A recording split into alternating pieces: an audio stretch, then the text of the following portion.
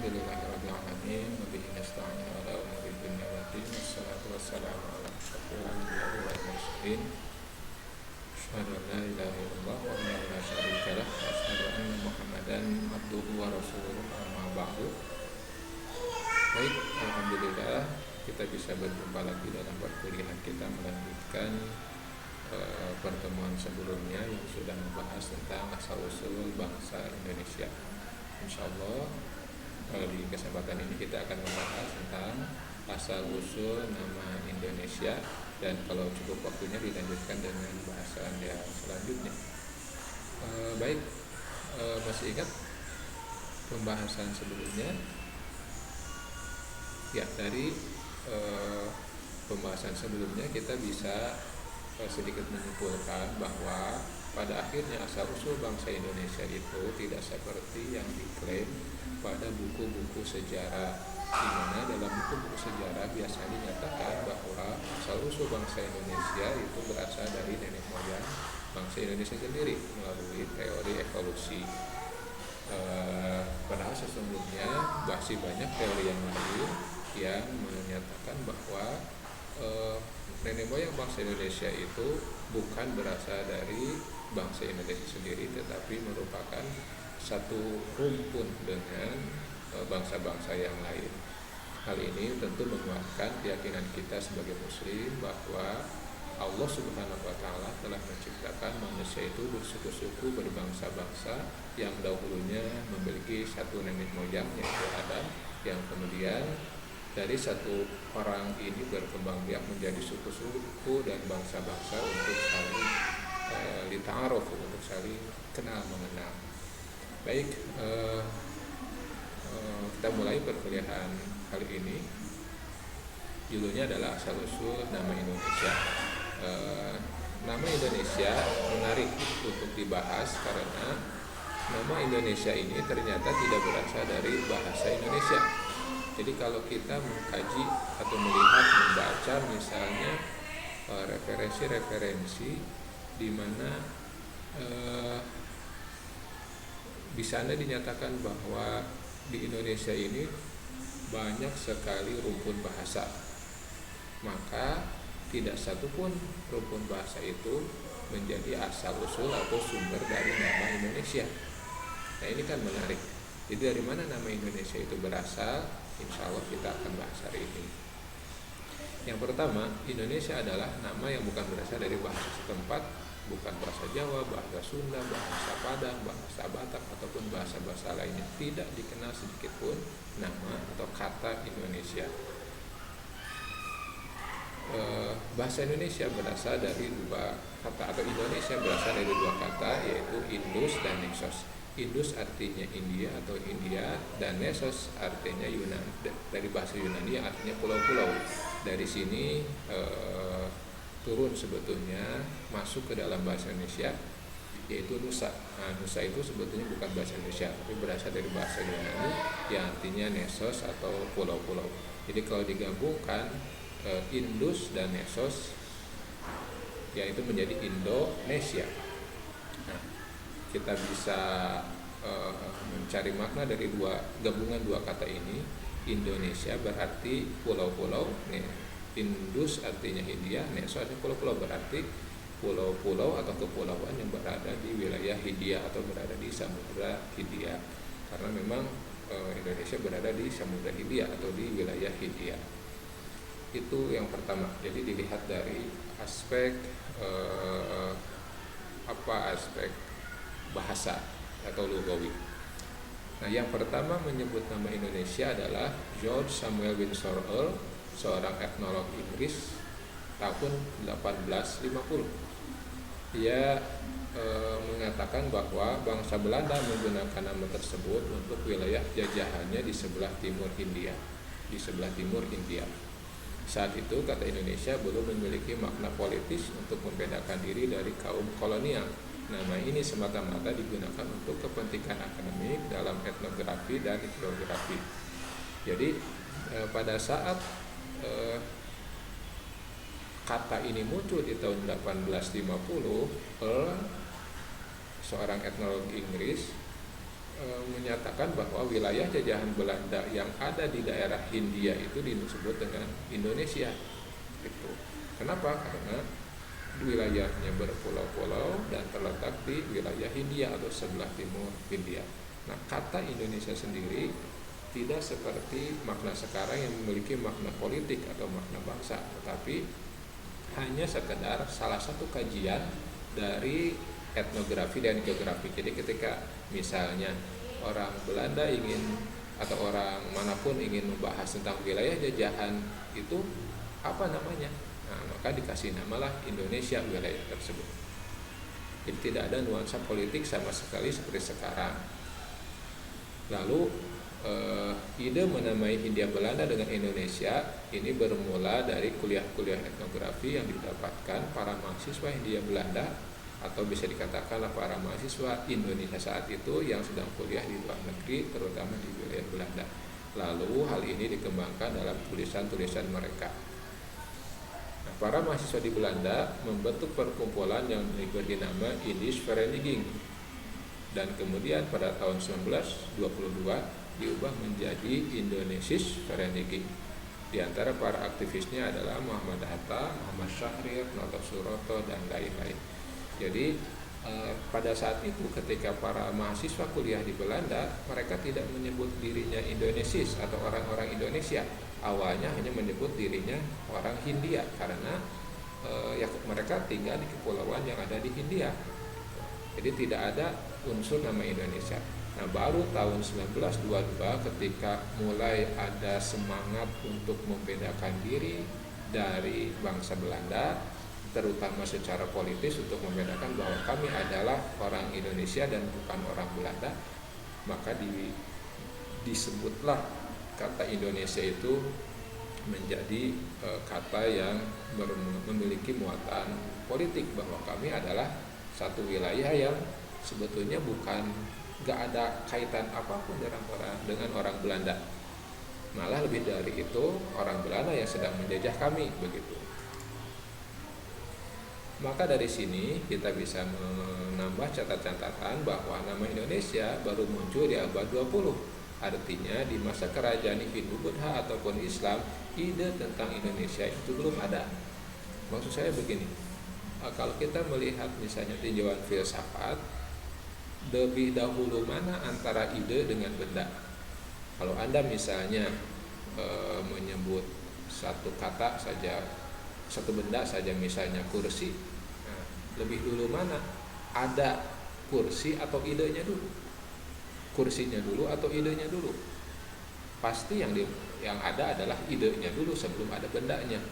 Atau kalau Anda misalnya melihat benda seperti ini, ketika ada orang menciptakan benda seperti ini, satu alat yang bisa digunakan untuk menelpon, untuk searching, untuk segala sesuatu, kemudian dinamakan smartphone. Nah, yang ada itu bendanya dulu atau idenya dulu?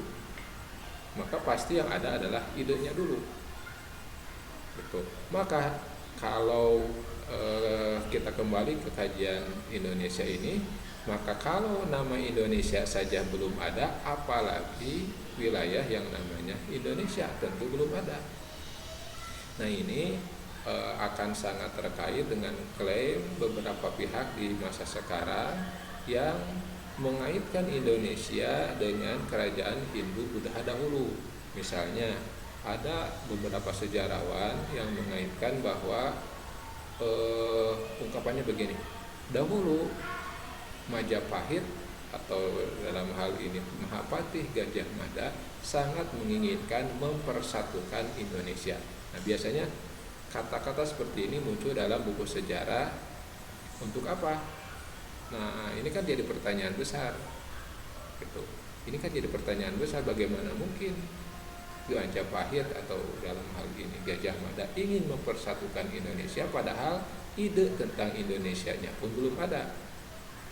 Gitu. Memang tidak tepat juga seperti itu sebetulnya. Dalam pernyataannya kan menggunakan istilah Nusantara, tapi klaim sejarawan atau orang-orang yang muncul di masa sekarang seringkali menjadikan hal ini sebagai bukti atau evidence dari pernyataan mereka bahwa ide tentang Indonesia sudah ada sejak masa Majapahit. Nah, ini kan tidak logis gitu. Bagaimana mungkin Indonesia yang saat itu istilahnya saja belum muncul, yang muncul baru di abad 20, idenya sudah ada sejak zaman Majapahit, kan tidak mungkin. Lalu catatan yang kedua, kita juga bisa menyimpulkan bahwa para mahasiswa selalu menjadi tonggak perubahan. Kita melihat tadi para mahasiswa yang ada di Belanda, mereka mengubah nama kelompoknya atau nama perhimpunannya dari nama Hindia menjadi nama Indonesia. Ini merupakan ide baru yang brilian yang menjadikan inspirasi untuk warga atau orang-orang pribumi di Indonesia. Nah, lalu pertanyaan selanjutnya atau bahasan selanjutnya adalah tentang faktor pemersatu bangsa Indonesia. Nah, tentang faktor pemersatu bangsa Indonesia ini ada beberapa teori. Jadi apa sih yang benar-benar mampu mempersatukan Indonesia padahal wilayahnya berpulau-pulau, dahulunya terdiri dari beberapa kerajaan yang sangat banyak, tetapi mau bersatu dalam satu negara yang namanya Indonesia. Ini kan sesuatu yang menarik untuk dikaji. Baik, teori yang pertama disebut dengan teori Sriwijaya dan Majapahit. Menurut teori ini, Sriwijaya yang berada di Sumatera dan Majapahit yang ada di Jawa adalah dua kerajaan terbesar di kawasan Indonesia. Kekuasaan Sriwijaya berkuasa atas hampir seluruh wilayah Sumatera dan semenanjung Melayu, mulai dari Thailand, Malaysia, dan Singapura. Nah, kekuasaan Majapahit menurut Kitab Nagara Kertagama meliputi seluruh wilayah kekuasaan Sriwijaya, Pulau Jawa, Kalimantan, Sulawesi, Maluku, Filipina, sampai Papua. Jadi kita tahu bahwa Sriwijaya berkuasa di Sumatera dan hampir ke seluruh semenanjung Melayu, Thailand, Malaysia, Singapura. Kemudian sudah mengalami kemunduran dan kalah oleh Majapahit, sehingga yang asalnya Majapahit hanya menguasai wilayah Jawa, Kalimantan, Sulawesi, Maluku, Filipina sampai Papua, maka wilayah kekuasaannya meluas sampai wilayah-wilayah yang dulu dikuasai oleh kerajaan Sriwijaya. Menurut Muhammad Yamin, dia menyebutkan bahwa Sumpah Palapa Gajah Mada adalah tonggak utama bersatunya wilayah Indonesia sekarang. Nah, menurut teori ini, jadi Indonesia sekarang bisa bersatu karena dulu pernah dipersatukan oleh Sriwijaya dan Majapahit. Nah, ini teori ini berkata seperti itu. Logiskah? Nah, mari kita lihat jawabannya. Nah, menurut Bernard H.M. Fleck, dia menyangka hal tersebut.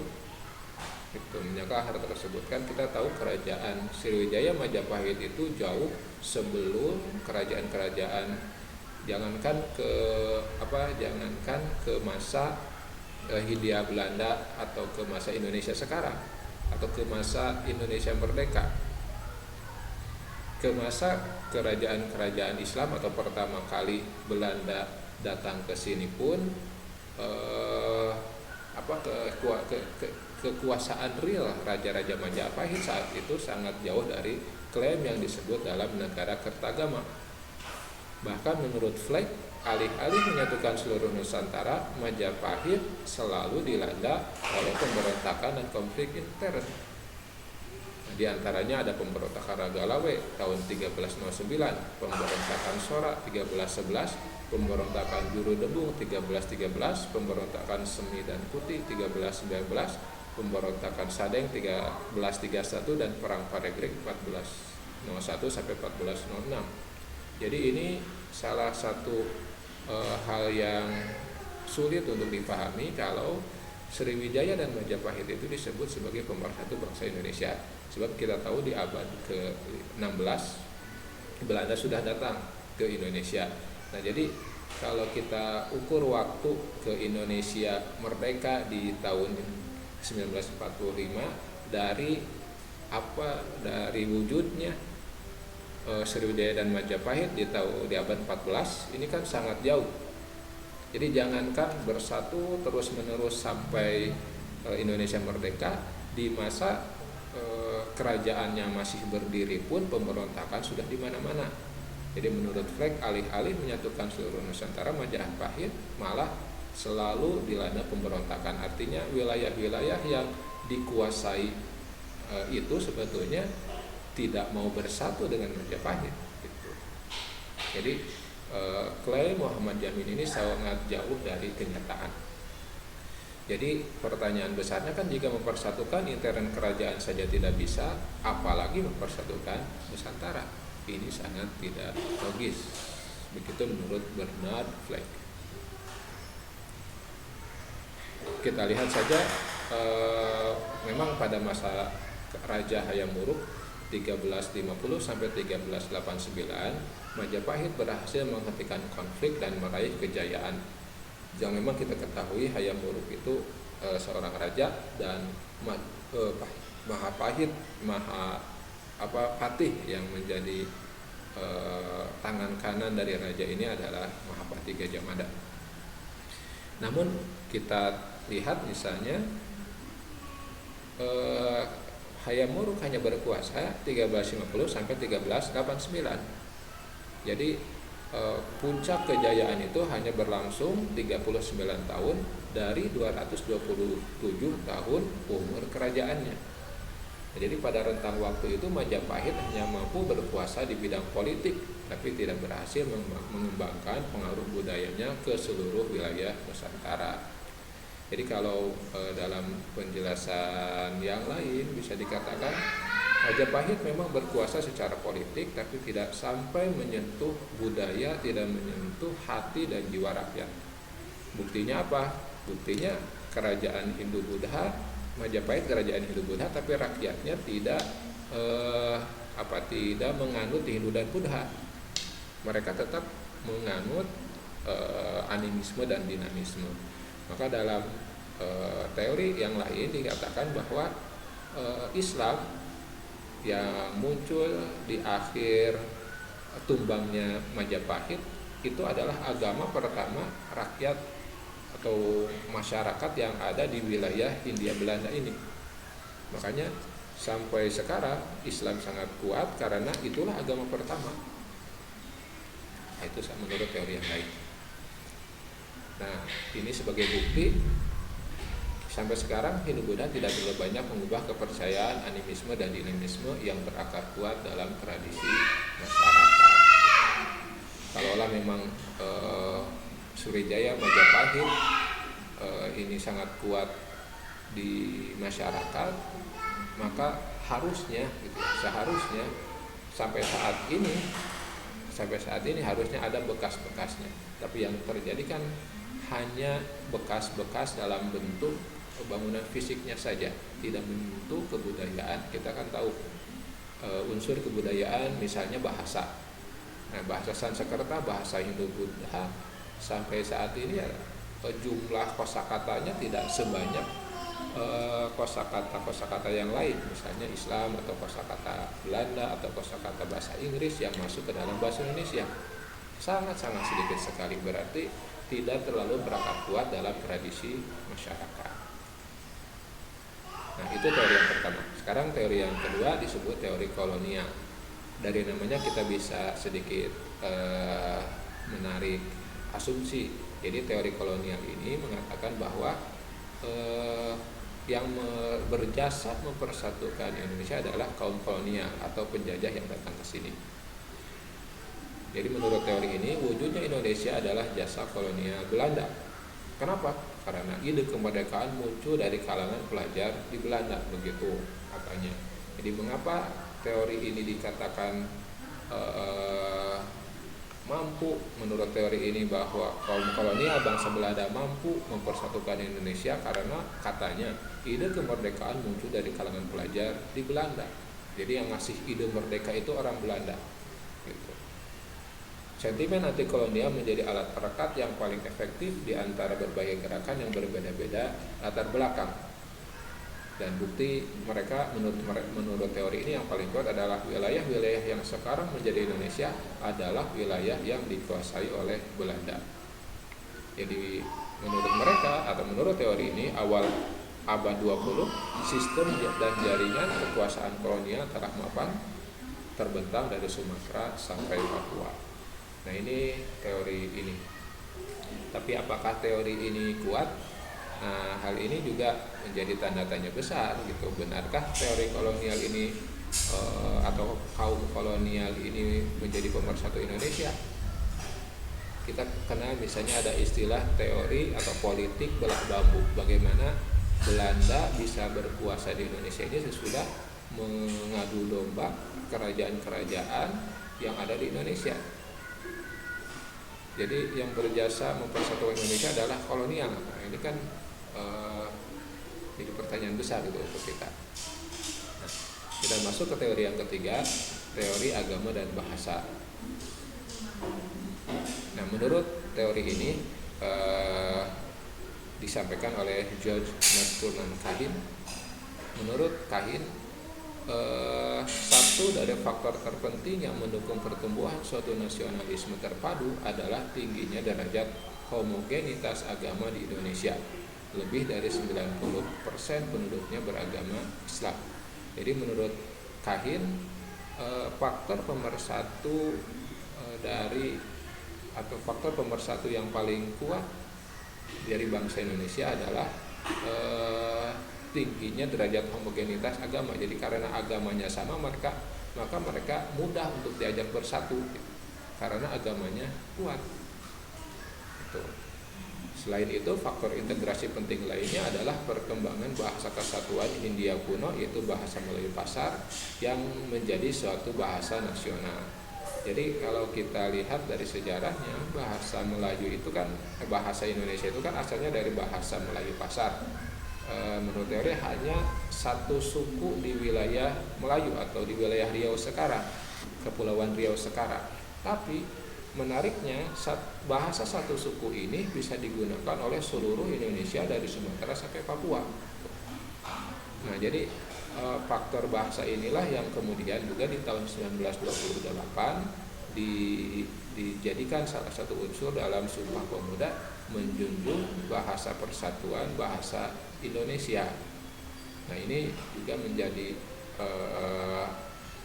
faktor penting lainnya kenapa bangsa Indonesia, dalam arti bangsa Indonesia yang jumlah banyak sukunya dan kemudian bersuku-suku, berbangsa-bangsa, berbeda bahasa, tetapi mampu menjadi satu negara walaupun kepulauan yang berbeda-beda. Apalagi kalau dilihat dari zaman sekarang kan sulit gitu untuk membayangkan. Kalau sekarang bisa saja kita ya mempersatukan wilayah yang berbeda-beda dari Sumatera sampai Papua, tinggal WA-an aja gitu, atau tinggal nge-share buat grup WA-nya raja-raja gitu misalnya di seluruh Indonesia. Misalnya ya anggaplah gubernur itu sebagai raja misalnya, tinggal WA seluruh gubernur, yuk kita bersatu, kita ngumpul misalnya. Kan itu untuk ukuran zaman sekarang sangat mudah, tapi bayangkan di tahun itu, di abad 19-an ya, atau kita tariklah ke masa pergerakan nasional di tahun 1920-an sampai 1945, itu bagaimana mungkin bangsa atau wilayah yang sangat luas, berpulau-pulau, terpisahkan oleh laut, terpisahkan oleh perairan, bisa bersatu dan sepakat untuk menjadi satu negara. Ini kan satu hal yang sangat menarik gitu. Bagaimana mungkin wilayah yang sangat luas ini tiba-tiba mau untuk bersatu? Berarti ada unsur yang sangat kuat yang bisa mempersatukan. Kalau tadi misalnya pakai teori Sriwijaya dan Majapahit, apakah logis sedangkan mereka saling berseteru? Atau pakai teori kolonial yang suka mengadu domba, mungkin mereka bersatu karena dijajah oleh negara yang sama. Maka tentu harus ada faktor penting yang lainnya yang menjadi unsur paling dahsyat yang menjadi faktor pemersatu bangsa Indonesia. Maka saya kira teori yang paling logis ya teori agama dan bahasa ini yang disampaikan oleh George McTurnan Cain yang mengatakan bahwa faktor paling penting yang mendukung bersatunya bangsa ini adalah yang pertama karena memiliki karena unsur agama yang homogen, yang kedua adalah bahasa. Pertanyaannya, siapa yang menyebarkan agama dan menyebarkan bahasa? Nah, tentu ini menjadi pertanyaan menarik selanjutnya. Nah, selanjutnya pendapat yang kedua yang mendukung teori ini adalah teori yang disampaikan oleh Dennis Lombard.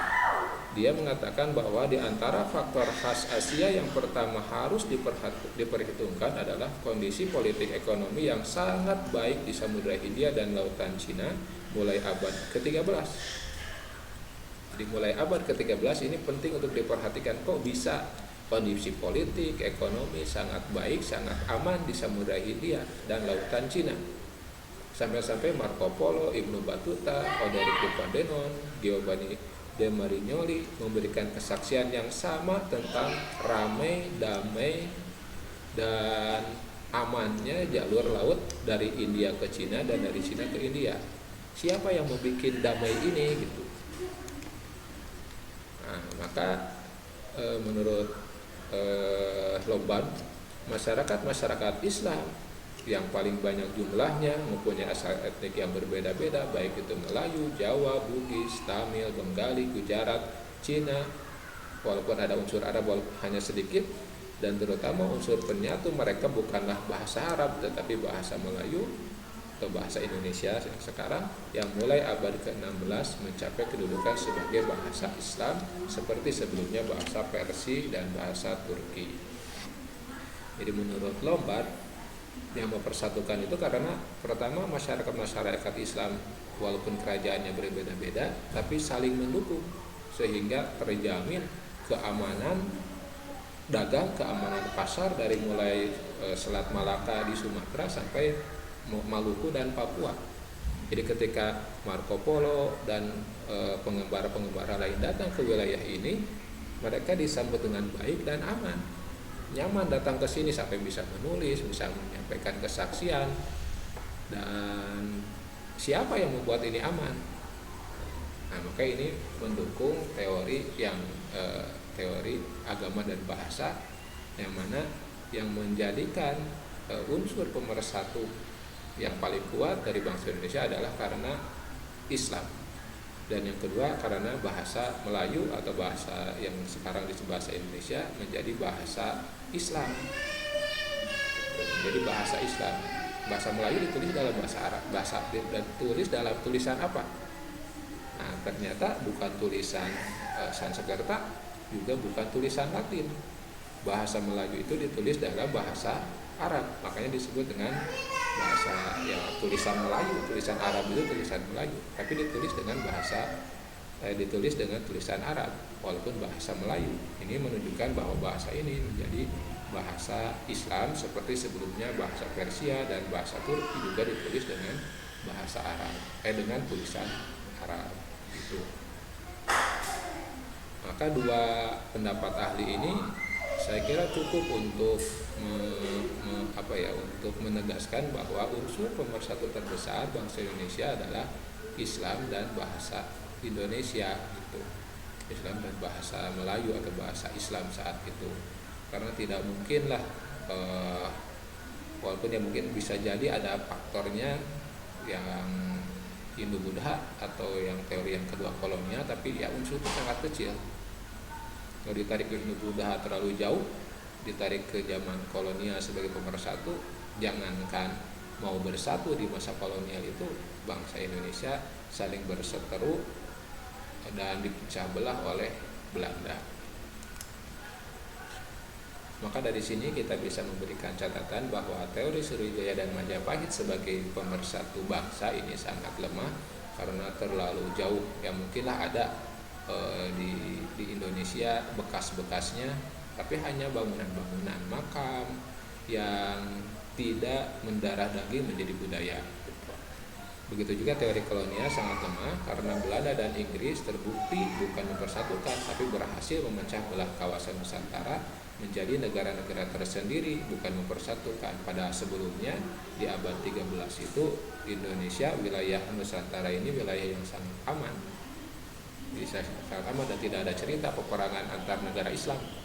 Tapi sejak kolonial datang, baru perpecahan ini terjadi karena diadu domba oleh oleh pihak Barat yang datang. Baik, itu teori yang bisa disampaikan atau perkuliahan yang bisa disampaikan. Mudah-mudahan ada manfaatnya. Insya Allah kita bertemu lagi di di kesempatan yang lain dalam tema yang lain. Insya Allah mudah-mudahan kita bisa bersilaturahmi lagi. Untuk kalau ada pertanyaan atau tanggapan dan lain-lain bisa dilakukan dalam media yang lain. Itu saja yang bisa disampaikan.